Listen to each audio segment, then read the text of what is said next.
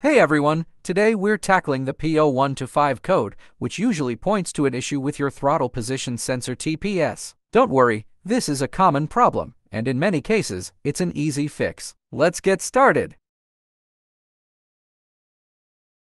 A P0125 code means that the ECT sensor is either inoperative, isn't detecting a normal operating temperature, or is sending a reading that's out of spec.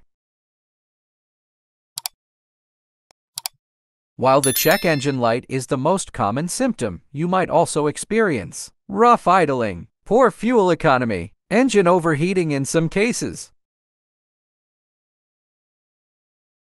OBDI scanner, socket wrench set, replacement engine coolant, temperature sensor, rags, coolant.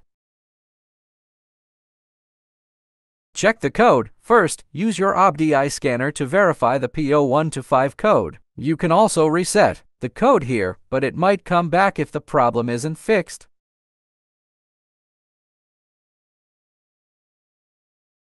Visual inspection. Pop the hood and follow the coolant hoses to locate the ECT sensor. Check the wiring for any cracks, corrosion, or loose connections. Look at the sensor itself for any damage. If the diagnosis points to a bad sensor, it's a relatively inexpensive and straightforward replacement. If you have a multimeter, you can test the sensor's resistance based on your car's repair manual. With the engine cold, the resistance should be within a specific range.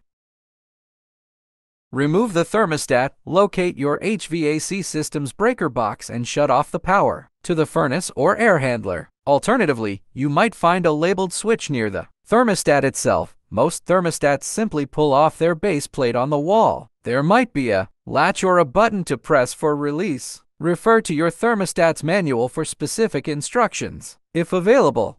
After the fix, clear the trouble code from your OBDI scanner and start the engine. Check if the problem is resolved and the check engine light stays off.